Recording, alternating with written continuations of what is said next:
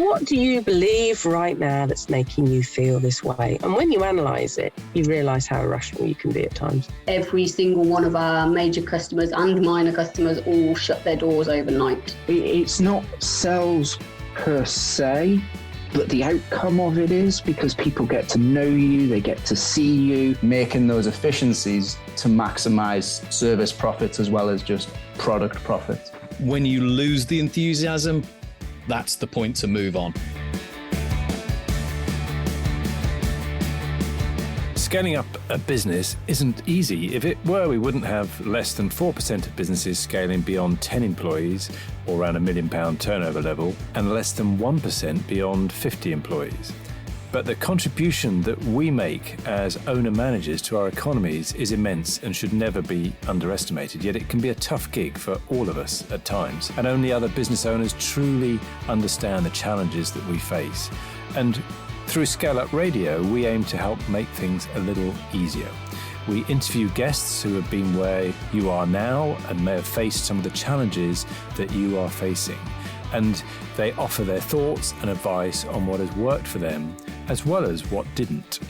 And we've also combined many of the lessons from these interviews, and also through working with hundreds of owner managers over the last 10 years or so, into a practical scale-up handbook that we've called the Entrepreneurial Scale-Up System, or ESUS. And it's for owner managers like you and me as we navigate our own scale-up journey. And you can order a copy through your favourite online book retailer, or by going to all the W's, esusgroup.co.uk, www.esusgroup.co.uk. Hello, and welcome back to another episode of ScaleUp Radio, your go-to podcast for business scaling insights, leadership journeys, and inspiration for the fuel of growth. I'm your host, Granger Forson. Learn more about me at www.bizsmart-gloucestershire.co.uk or connect with me personally on LinkedIn. Today, we have a guest whose journey transcends businesses, penetrating into the heart of the community and making a powerful impact in the lives of many. Shelley Harrison, founder and CEO of UK Academies of Gymnastics, joins us in this episode. Her journey is exhilarating as a well-executed gymnastic routine, from a passionate gymnastics coach to an entrepreneur who identified opportunities in a niche market. Shelley has successfully blended her love of gymnastics with the thrill of entrepreneurship, culminating in the creation of the UK Academies of Gymnastics. Underpinning Shelley's professional journey are these three core values: fun, safety, and inclusivity. These principles form the backbone of her business, shaping every course and training session that the UK Academies of Gymnastics offers. In the midst of the recent challenges post the lockdowns, Shelley's commitment to these values has become even more crucial in providing an engaging and supportive environment for children. Limber up and delve into Shelley's inspiring journey, which is punctuated by pivotal decisions and transformation changes. From launching her first business, selling it, thinking that she had failed, and then years later embarking on the creation of the UK Academies of Gymnastics, Shelley's journey serves as a testament to the power of passion-driven entrepreneurship. As we navigate through her story, you'll discover resilience, ingenuity, and sheer determination that have been the driving force behind Shelley's remarkable success. So sit back and prepare to be inspired as we leap into this invigorating narrative of innovation, resilience, and profound impact. So, hello, Shelley Harrison. Welcome to ScaleUp Radio. Please introduce yourself and your business to us. Hello, Granger. Thank you so much for having me today. My name's Shelley Harrison. I am the founder and CEO of the UK Academies of Gymnastics. We offer gymnastics and trampolining programs for children aged 4 to 14. About 3 years ago, I actually designed our own program, training, competitions, all around developing children's gymnastics and trampolining skills at a recreational level. Excellent. So let's just explore the business a bit first, and we'll come down to then drill down to that product. So that sounds really interesting. You actually built your own program. That sounds fascinating. But give us an understanding. So how big are you? How long have you been going? So in 2011, I started a gymnastics club, very traditional gymnastics club. I'll go into more detail later about what happened then, but we started with 90 students, and in 4 years we grew to 600 students. I never envisaged that it was going to grow this big. So I actually sold the company in 2016 and then went into project management for a few years. And then I came back in 2020 or 2019, sorry, and developed another gymnastics club, started with 250 students straight away, which was brilliant. And then the pandemic hit, and we, obviously the pandemic hit leisure very, very hard.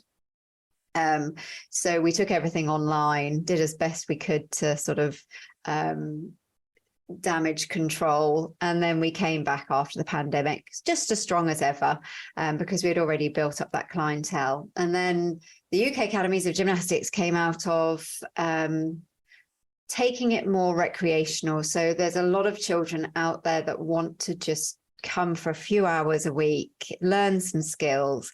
And we noticed that we were getting children between the age of 4 and 14 predominantly.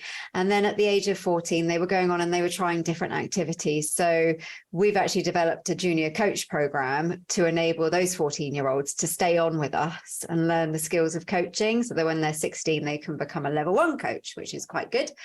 So in 2021, we decided to take one club and see if we could roll it out across several clubs. So we initiated the UK Academies of Gymnastics. So before, I'd worked at a very local one club sort of level, working in one location. We have grown in 3 years to we're now at rolling out to 40 clubs across the UK. So the program that was designed was around gymnastics tuition and trampolining tuition. The training courses are very much around that program. So it's been one massive journey over the past 3 years, and I didn't envisage that it was going to take off so quickly as it did. Luckily, I have spent a lot of time on self-development, so that's helped me on my journey. So yeah, that is where we're currently at. So we have 750 students across the UK so far. We have 40 members of staff that are in those locations, and we do have quite a good head office team as well, which is running the whole program in the back end.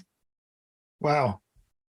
Oh, that's quite a rapid scale up journey that you've been on through there, from I agree 250 but all the way up to 750 students now, 40 members of staff and a head office team. Wow, that's really exciting. It is really exciting. Yeah, wow, also brilliant. Very scary. Yes, I can definitely do that. So you talked about, so let's just go back in terms of the product, what you actually offer to your clients. So you talked about building this program in terms of recreational type activities. So give us an understanding of how you delight your clients and what they do with you. So going back in the industry of gymnastics and trampolining from before, I was teaching hundreds and hundreds, thousands of children gymnastics, and we did get to a competitive level, and claim to fame. One of our children went on to become number 8 in the world in gymnastics. However, it turns out it's the statistic of about 1 in 300 children will get to that level, or will have the motivation to get to that level, or they've got the parents that can drive them to that level. So you were focusing on that one child out of 300. So you were driving those children at the same level. So my idea is that the children want to come in and they want to learn how to do a somersault, or learn to do a handstand even, or a cartwheel properly. They want to come in and they want to learn tricks and flicks. So the whole idea around the UK Academies of Gymnastics is that it's a program that enables children to come in, learn skills in a fun, safe, and a very inclusive environment. And that is the backbone to the whole of the UK Academies of Gymnastics. Is it fun? Is it safe? And is it inclusive? We don't come out of that theory of everything that we do is driven by those three values in the company. The children we designed an awards program. So the children all get an awards book when they first start. So they're all working on the same levels. They're all working towards a set goal. The staff know how to teach it. So it's very much about getting those children in at a very young age. We don't want to put them off the sport, because the sport is incredibly powerful for motivating children, building self-esteem, confidence. So we want to make sure that those children are coming in and, they're only there sometimes for 55 minutes each week. So what can we do with them in that 55 minutes that is really going to motivate them, and that they leave and go, I've been to gymnastics this week, I've been to trampolining this week, it was great, my coach said this, my coach said that. And we've had children that have done, when they have to do show and tell and they have to talk about somebody who inspires them, they've talked about the coaches that we've trained. So it's, they're not thinking of somebody that they've seen on telly, they're thinking of somebody that they've actually had one-to-one contact with. Oh. And that is my biggest driver, is we're getting these children at such a vulnerable time in their life when we need to make positive impact. And, they're coming in for an hour a week. So it's making sure that they're having fun. It's very safe and very inclusive. So that is what drives the whole UK Academies of Gymnastics. It is a dangerous sport. So we do have to make sure that we are key on the safety aspect.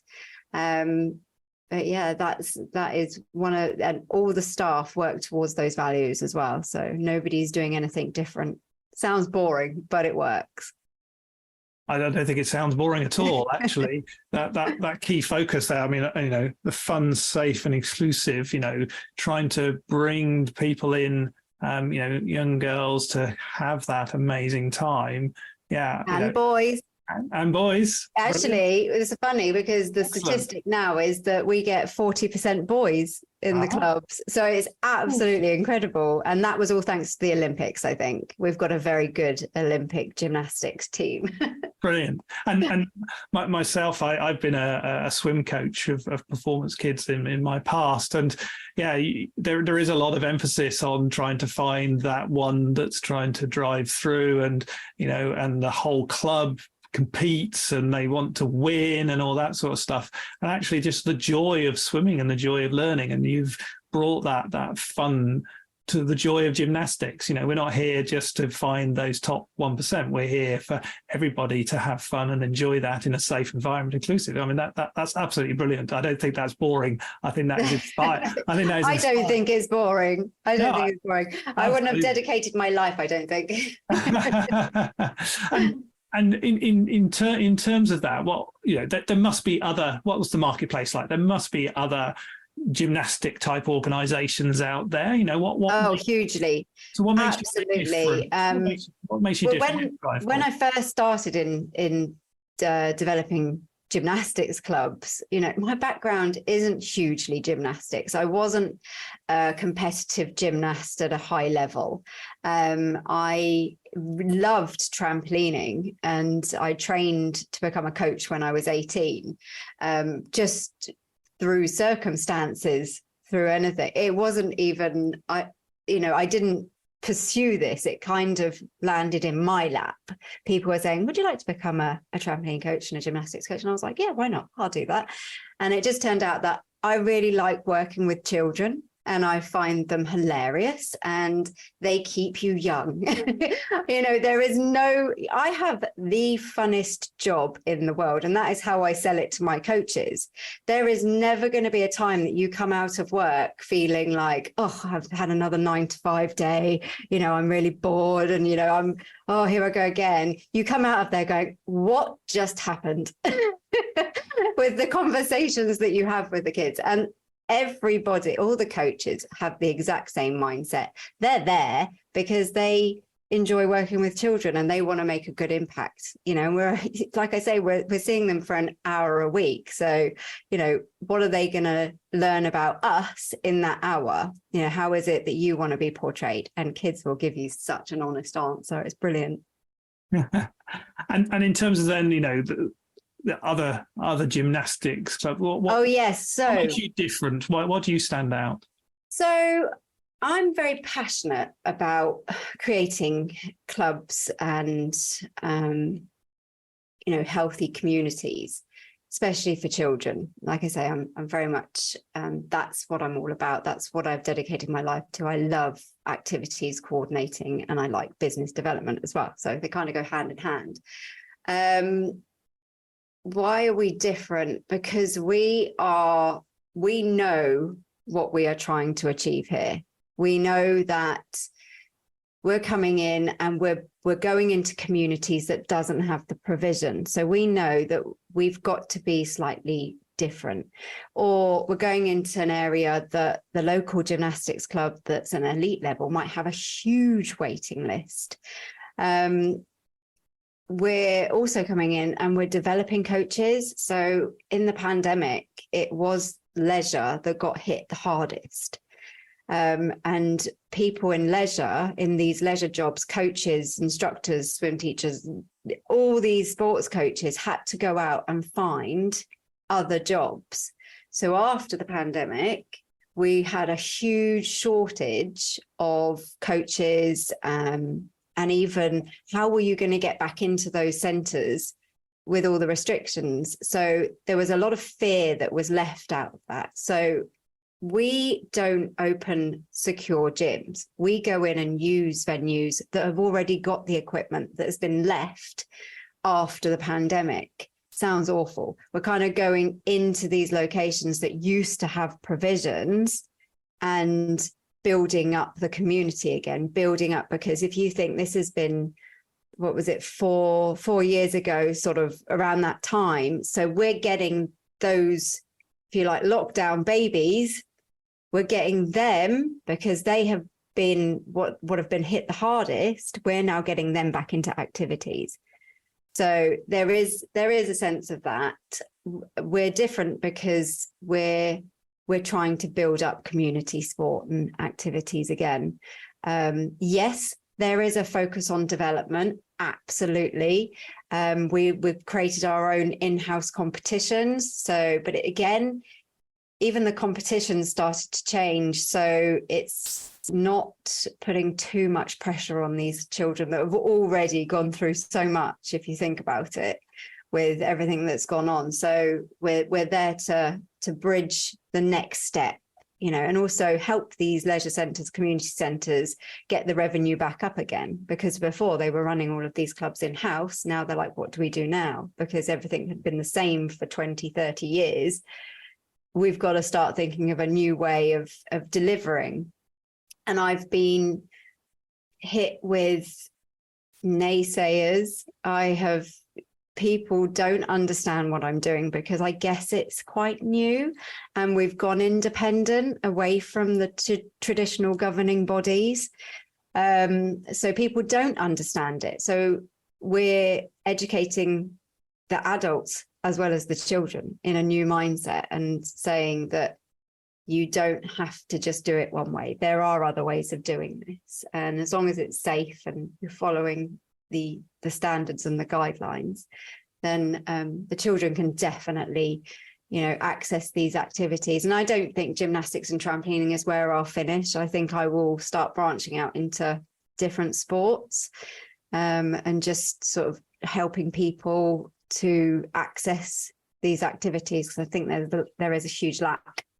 Wow, brilliant. And I just want to go back to the one other thing you talked about as well, as you develop coaches. So you're taking these young children and they're coming through, and then you're promoting and they're taking to the coaching style. Interesting.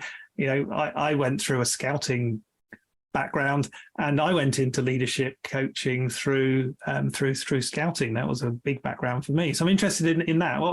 How did that come about and how does that work for you? It came about by children sort of getting to that age, you know, they're heading into their GCSE years and they can't keep up sporting. It is something that usually falls to the wayside, is the sports that they do. It's GCSEs or sport, basically. And I'm like, well, you know, Duke of Edinburgh is there. Well, let's start developing a junior coach program. And so I was like, they're already pretty much doing it, because when they get to a certain age, the coaches might say, right, okay, whilst I'm over here, would you mind just showing the younger ones how to do some of the standard moves in gymnastics? And then they would. And then they would just naturally start to build up the confidence, and they were in the environment. So that was quite a natural thing. And most of my 18-year-old to 20-year-old coaches are children that I have in the past, because I've been coaching now for 22 years. They are the ones that I used to coach really when they were really young. My son is even a coach now. So we just kind of, when we go into a new location, we say to people, you know, if you've got 14-year-old siblings, get them in to have a trial. We have a great program. They have a junior coach program that they have to work through. They have to sign off lots of different elements, and that's just supervising children or being a mentor, being a buddy. So it's really nice for them. And we also pay our junior coaches. So it's a good incentive at the age of 14. And I think that more and more people, or more children, should be encouraged to go out there and you know, be paid for their work. You know, babysitting at 15 you can do. So, but they're also very supervised. So, but it also gives them that bit of empowerment. So I'm very keen on developing new ways of getting children into work. And that is another passion of mine. Brilliant. I think that's really, really inspiring, Shelley. Thank you for that inspiration of, you know, helping the younger generation understand. I mean, they're going to learn the understanding of work and looking after people, you know, leadership skills of development, as well as, you know, a small amount of pay and getting paid for. I mean, what a fantastic. Well, one of the first things that we actually do with them is they have a video that they have to watch. Unfortunately, it's me talking about the operations manual. So it's really, really boring stuff, but it's, if everybody's working towards that common objective of why we're doing this stuff, then nothing can go wrong. And we also teach them how to fill in timesheets, you know, invoicing, all of this sort of stuff, and then they're part of it. So they're building up these skills that you're not necessarily taught in school. We might only be doing it at a very small scale at the moment, but eventually it'll be good. We'll be drilling it out to all teenagers. So we get into the schools, we build those relationships and say, look, we have these roles available for your students. They usually put forward very sporty children, but equally we get, you know, children that aren't necessarily into sport. And I think, as you know, it's great to have the knowledge of the sport. However, with the right training and guidance and coaching certificates, anybody can speak how to teach something, as long as you're learning it and you've got a passion for it. So yeah, that's why we've developed that program.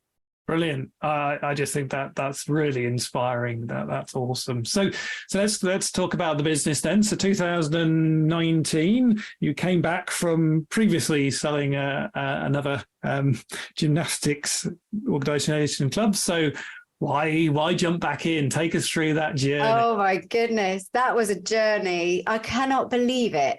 So let me take you back a little bit further. Okay, so I'll take you right back to the beginning, if you like. So in 2000, I became an activities assistant at Leisure Centre, which was a sort of creche, holiday clubs, birthday parties, anything that they needed to do with the children. I was always like, right, you're doing this. And then they were like, do you want to become a gymnastics coach? I was like, yes. Do you want to come out to jumping? Yes. And then in 2010, I developed a gymnastics program for them after one had stopped, and with leisure, it's always stopping, ebbs and flows. And we started with 90 students in that one, and there was 150 on the waiting list. So a friend of mine said, "Why are you doing it for somebody else?" And I was like, don't really know. So I started looking into business planning, and this is the first time that I'd ever thought about owning my own business.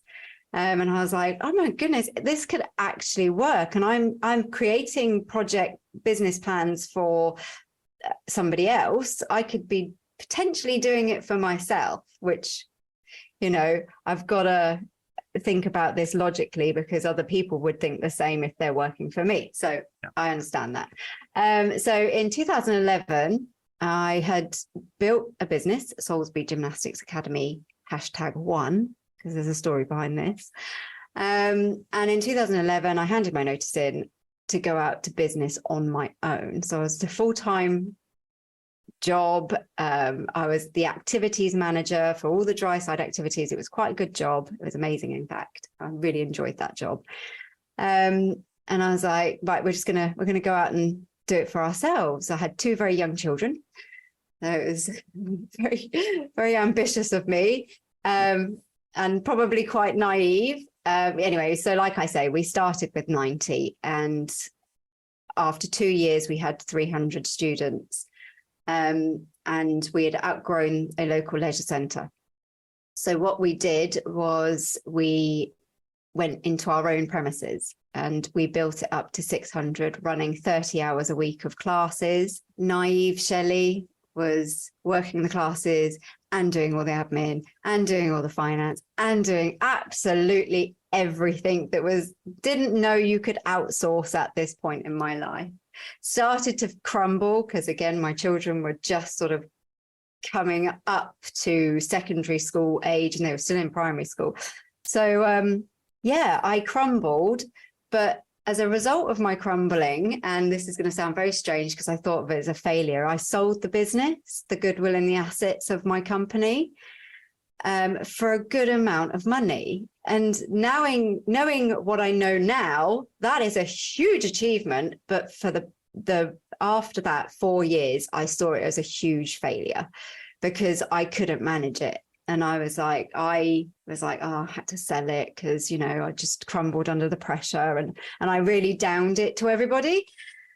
And then I came away and I project managed a building that was incredible. Again, it was a converted church working with a board of directors, and it had a huge reconstruction done, and they needed somebody to come in, project manage and oversee the building work, and then develop it as a profitable venue that could utilize the school, the church and the community. So it was really, really challenging, but it was amazing. And I learned so much in this period of time. I put myself through so much self-development, went on training courses, did my project management, constantly had an audio book in my ears. You know, it was all Think and Grow Rich, just anything that you could think. There's 7 Habits of Highly Effective People, just absolutely anything that I could get my hands on. I was a sponge for 4 years. And then I noticed, and I'm obviously a true project manager, because you take a project to its highest level that you think you can take it, and then you kind of throw yourself off the cliff. So it got to that point of, what am I going to do now? And I really did miss working with children. So I was listening to an audio book, and at this point I was on a dog walk, and she was like, if you're not happy, you need to you stop what you're doing, hand in your notice, rah, rah, rah, rah. And I did there and then. I phoned up the board of directors and said, I'm really sorry, I love you all, and I've had such an amazing time. I'll give you 3 months notice, but I need to do something different. And they said, I'm surprised you lasted this long. So, you know, it was making a profit, it was turning over, it was absolutely amazing. And so, yeah, in 2009, I can't remember, it was 2009, it was before the pandemic. I handed my notice in, and I was like, what am I going to do? I had nothing planned. And I was like, right, okay, Gymnastics, I love, and I know how to do it, and I'm feeling brave and I'm feeling confident, and I understand the process of building a business now. So yeah, I started Salisbury Gymnastics Academy, #2. So this is why the hashtag was coming in. So then obviously the pandemic happened and we were doing really, really well. We took it all online. Everybody stayed. Everybody was excited that I was back. And it was heartwarming actually, because they remembered that I'm very passionate about it and I can motivate most people to follow my dreams. And then, so then the UK Academies of Gymnastics happened out of somebody in a different city saying, we've got a location. Do you have anybody that could run a club down here? And I was thinking, well, I could probably design a company that could do that. So that's what I did. So that's how the UK Academies of Gymnastics happened. And actually the programs and all of the operations manuals, it was just meant to be. It was like I wasn't in control. Everything was being written, and it was strange because if I thought about the amount that we've developed, if I thought I had to develop that now, I would feel completely overwhelmed. But for some reason, all of this content, all of this, just everything just was coming out of me, and it was meant to come out, including the training programs, which are now used across, most of the UK. So it's really strange and amazing, really. Oh, that's a fantastic story. So let's sort of unpick a few bits and pieces of that. So you decided to build a business. This time you're actually building a business. You even talked about having a head office team. You talked about you've learned. So what are some of the key things that is different now in terms of allowing you to create the UK Academies of Gymnastics compared to where you were in the past when it was #1? Yeah, I think #1 was, what can I do for me? #2 was, how can I make an impact to everybody else? And that is so true. So the first thing I did was employee finance and employee accountancy. That was the first thing I did. That was one of the biggest fears I had, that I could potentially fail in. So I outsourced that. I then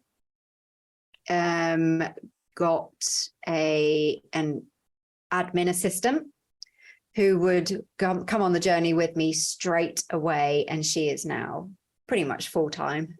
And most people think she is me, which I don't mind at all. And then it was, so what else didn't I like doing, but found it a chore, and I just outsourced it all. Anything that I wanted, that I was not particularly good at, that I knew I wouldn't give 100% passion to, I outsourced it. And that has kept me on track, because when you employ people, you have another salary to, work towards. And also they come in with different perspectives.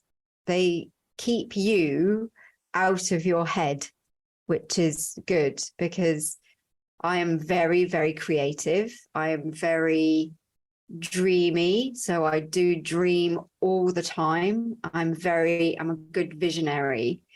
But occasionally you do need the more diplomatic type people that will pull you out of the clouds, not keep you grounded, but just say, can you just come down here a second so we can discuss this, which is great. I know where my strengths lie, and then I employ people that are they're the extension to me, so the bits that I'm not so great at. I just want to pick up on that one comment there, that your employees help you keep keep you out of your own head. I think that's inspiring. That's a wonderful phrase, but it's just, very true. As you grow, you do that. But also, I love that it also then drives the hunger that you need next, because you've got to keep that salary going. You've got that responsibility in terms of those people, in terms of that. Brilliant. So have you found then the right people that fit you as you've grown? What's have you made mistakes? What were those, and how do you get those really good people? It is definitely trial and error. And I think if you're putting out a certain way that you want things to be, you do attract those people. So if I was a tech company, for example, I'd probably attract very logical thinking people. Because it's children and we're working with parents and everything is emotionally attached, it is a team of women that works well together. And yes, I have tried to bring in sales people, but they have a very different mentality. So when I force something and I'm like, right, we need expert sales, we need to think different, and then I bring somebody in, their vision theirs is a hard vision, whereas we need to stay soft and we need to stay fluid and emotional. And like I say, nothing is the same. No day is the same. You can never have the same set of emails, the inquiries. I tried to do a whole website page on You Ask, We Answer. And just when I think I've answered everything that you could possibly ever ask me about my business, somebody asks me something different. so they come to me, and then I think I was talking to somebody about this, and it's not having several people that can do several different jobs. It's having a few people that can open themselves up to learn these other areas. And I didn't do that to start with. I was trying to employ a tech manager, a admin manager, a social media manager. But actually, what I was doing, I was just creating more job roles, whereas the people already in the business were like, well, I can do that because I like it. But we hadn't had that conversation. So probably my biggest downfall at the beginning was communication. It's probably still my biggest downfall now. It's definitely something I like to work on. It's something that I am not an expert in by any means, because communicating with different people is hard. I get it wrong. I sometimes don't communicate. Sometimes I get overwhelmed, and my team now know me, and they'll know that I've gone quiet, and they'll say, right, okay, what is it that's in your head? And it's building those relationships with your team. So how I've built this team up is they know me, they know how I work. And if you're going to be the creator and the vision of your business, you need people that are behind you going, we know that you're going to have those days where you feel vulnerable, and we're here, we've got your back. And I've had to fire people, which isn't great, but they don't have the same vision and passion. And you need to stay agile with this as well. So when you bring people in and you think, yes, this is amazing, you need to stay humble. And actually, if it's not amazing, you need to make those CEO decisions of, I'm sorry, this isn't the right company for you. How can I help you find your next company? It's not a case that they're really bad. It's that they just don't fit, and that's the same with anybody, but they don't know, we don't know. And it's great to try lots of people, and then find those gems out there. But yeah, trial and error. Brilliant. I just think that's staying humble, but finding those people that that fit the organization first, and then find the roles for them, and that's beautiful. Yeah, in terms of that, because I think that's a very important aspect. of helping. You're on a journey; they're on their own journey as well. So we're here to help them achieve while they're with us. So yeah, definitely. So how your team's growing? In how many people in the head office now? So I've actually reduced it, like I was just saying. So we have office manager who is our office manager. Vicky is amazing. I love her. She is also my executive assistant. So she does absolutely everything. We have social media managers, and then the leaders for each area. So the lead coaches actually take on responsibility for their areas. So we empower them now. So it was all fine, us having a huge head office, but actually we need the workers, the people dealing with those parents on a day-to-day basis, dealing with the children on a day-to-day basis, being with those assistant coaches and the junior coaches as well. We've now brought them in to take on more responsibility for their locations.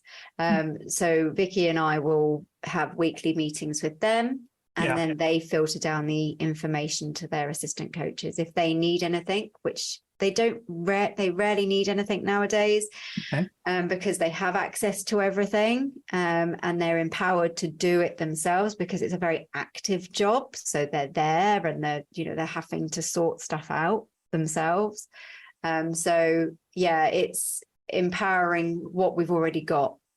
So how do you then, as you've basically flattened the structure, really interesting in terms of that. So how do you ensure that the right things are being done for the direction and the growth of the business? Because that's what we're talking about, how you're scaling and growing the business. How do you ensure those right things are being done?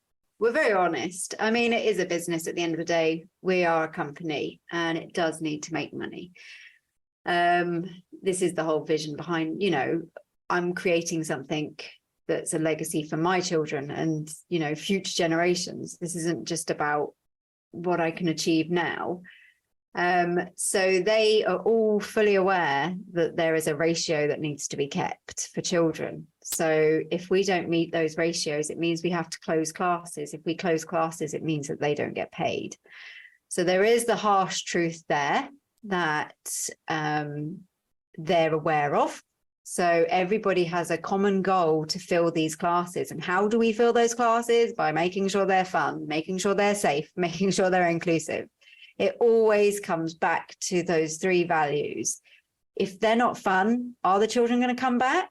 We all know how stubborn kids can be. If they don't want to do something, they're not going to do it. And is it safe? If we create places that are not safe, the parents are going to want to send them in. So all the clubs run to these values. Is it inclusive? Making sure that everybody can access it. We are probably one of the cheapest leisure clubs out there. But we want to make sure that we've got lots of people coming in. That's what we're driving to do. So the staff, the lead coaches know this, and they also know as well that if their classes do drop below, then it is up to them to speak to their assistant coaches to say, we haven't got enough children to come back into the classes. So it's motivating them to do something with their clubs, put their take on it as well. And our lead coaches are incredible. They're all very different. They all have different ways of coaching and developing junior coaches, which is amazing. But they all stick to the values. They all know what's on the line if they don't run these clubs. So I suppose we're building sort of mini entrepreneurs in their own rights. Yeah, very much so. They're building their own businesses in those locations. I can't be everywhere at once. I pop into these locations every now and again, and I'm pretty sure they act completely different when I'm in the room. But that's quite a strange one because I do like to go in and have fun myself. So I'll ask sort of business questions. So you've talked about overwhelm and having so much to do, and your business has grown very rapidly, so how do you manage that now? What are your tricks and your capabilities? I can't say that anyone can manage overwhelm. I think when you hit new milestones and leveling up, new fears come in. It's running businesses is not easy, and anybody who thinks that any business, the person at the top is living a lovely, happy life, it's not the case. Because with bigger corporations comes bigger responsibilities. If I decided I didn't want to do this, there is a lot of people out there that can't work, or they're out of work, or there's lots of children that can't access programs. So there's a lot of responsibility on my shoulders. So as you get bigger, there is less options to run away, if you like, because you can't just stop. You can't just, I can't just say, well, actually, I'm not doing that today. When you go into a business, you have got to be 150% into that business. Anything less than the business just won't work. And then you're left thinking, why doesn't the business work? So as you get bigger and you're reaching your goals, which I do, I write my 10-year, 5-year, 1-year goals constantly, and I push towards those because I enjoy the chase and I enjoy the journey and the learning. I do enjoy it, but on the journey, when you've got people, just the odd complaint, for example, because not everybody's going to like your services, it's just part of the job. It still gets me, and I don't even deal with that. We have a complaints department, and, but I'll still pop into that box just to keep it real, because actually that's where learning happens as well. But sometimes I'm not thinking that. Sometimes I'm taking it as a personal hit. And it's hard. It is hard work running a business, and it is hard work leveling up, and it's hard work keeping your head in the game. And that is why I network with similar-minded people, because it is also lonely when you're at the top, because everything comes from you. It all ends with you. If something goes wrong, it is you. It is nobody else. You've got to take on responsibility for the whole thing. It's like raising children, isn't it? I can't blame anybody else but me if they do something strange. But yeah, that's where the overwhelm comes from. The overwhelm comes from the scary truth of running your own business and leveling up. And if, the aim is to, in the next 2 years, get to 4,000 students, which is £1 million turnover, which if you had asked me this 10 years ago, I would have laughed. But then if you had told me that I'd be speaking on a podcast 10 years ago, I also would have laughed, because the Shelley that you see today did not exist back then. I wouldn't have spoken to anybody. I would have been too intimidated. And that is self-development and learning and dealing with the overwhelm. That is exactly what you do. You just learn something new, and you learn that everybody else is going through exactly the same, and just keep trying.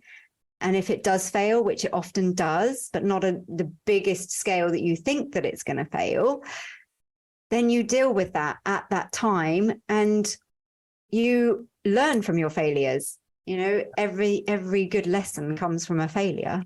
So yeah. Oh, well, awesome. Well, thank you so much for this amazing conversation, Shelley.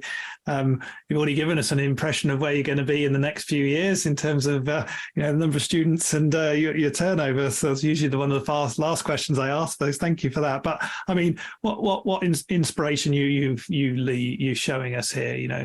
The fact that you built a business based on, I can do this myself. You sold it, thought you'd failed, but actually you hadn't failed. You'd actually achieved some amazing things, and it took you through a journey of your self-reflection in other jobs to actually realize that and see that. And you came back, and recreated what you were doing, but taking it to a whole new level, because now you understood the game of business and what it was about, and that structure, and how you've talked about those building those key focuses, the fun, the safety, inclusivity, making that really powerful and driving that through the business, how you're constantly experimenting with your business, how you've built a coaching program for young individuals to grow and learn. I mean, that is just awesome in terms of that. I think that's outstanding. And how, I like that thing is you can, version 1 of your business was all about what you could do. Version 2 is about how can you make an impact to others. I mean, that learning itself is so enriching in terms of that. And I love that final conversation about, staying humble and realizing that actually running a business is really difficult, but actually it's also great fun because you go through that continuous learning and that keep on learning. And that's what's really come out of this conversation for me, that journey you've been on through continuously learning and experimenting and learning and experimenting. And it's been an absolutely brilliant conversation. Thank you so much for that.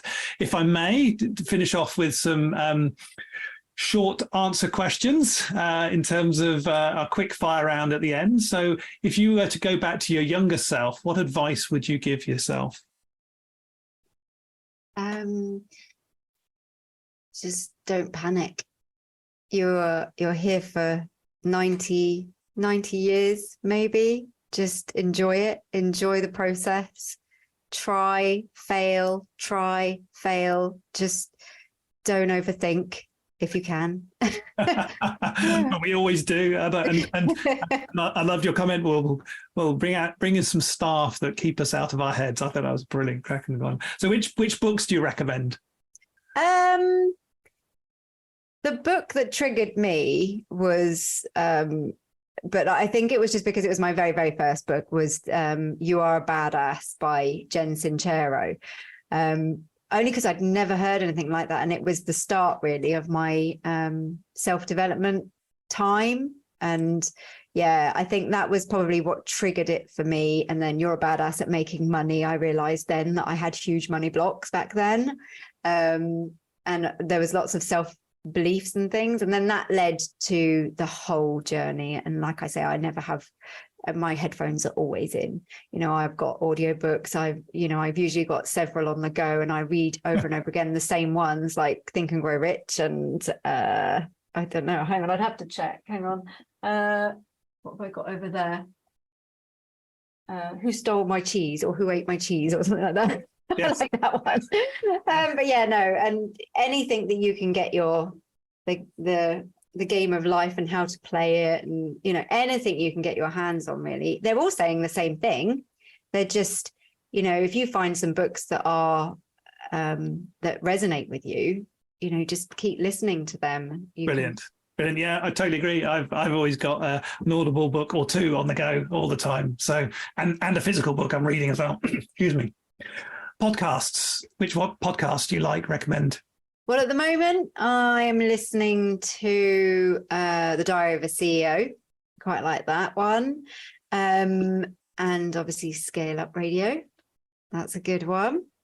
But yeah, mainly Diary of a CEO. I really like I like the way that he sort of brings out the emotional side of people. Brilliant. Yes, I like that one too. What apps on your mobile phone make a difference for you? Headway is brilliant. Bite-sized books, and so you basically get a summary of a book in 15 minutes, and you can speed it up as well. So that's quite good for me. I love that app. What's another app on my phone? I think Scribed. I like Scribed as well, because you get a lot of books in Scribed. You also get 30 days free when you first sign up. I'm not an ambassador for them, but I'd love to be. Okay. And then Audible. Okay, my favorite question of all: who's had the most influence on you as a business leader? Wow.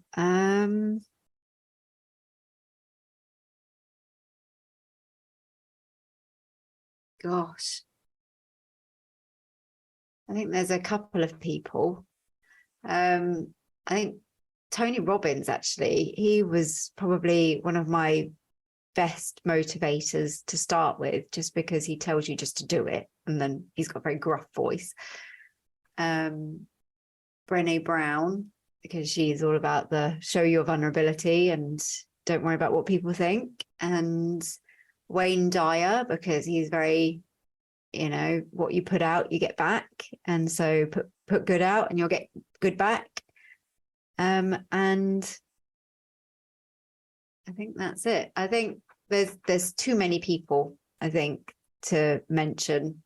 My mum, she's always my biggest cheerleader, and my husband, who's always saying, "You're fine. You're just going to do this. We got this."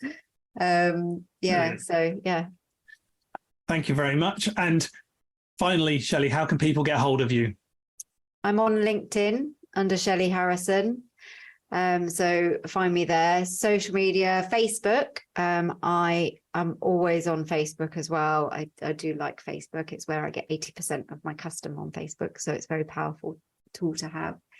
And also I'll leave my email with you if you like. And so if people do want to contact me, they can.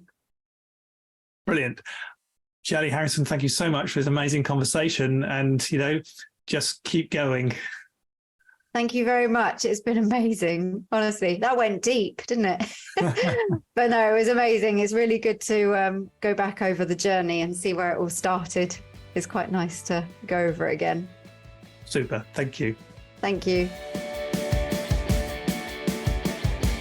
I hope you enjoyed that discussion, and if you're building and scaling your own business, you might well be interested in our book, The Entrepreneurial Scale-Up System. And it's exactly what it says on the tin. It's a practical handbook around scaling a business in a structured way. And you can order a copy on all your favorite online retailers, including an audio version, or you can find it and other supporting resources on our website, www.esusgroup.co.uk. That's esusgroup.co.uk, which is esusgroup.co.uk.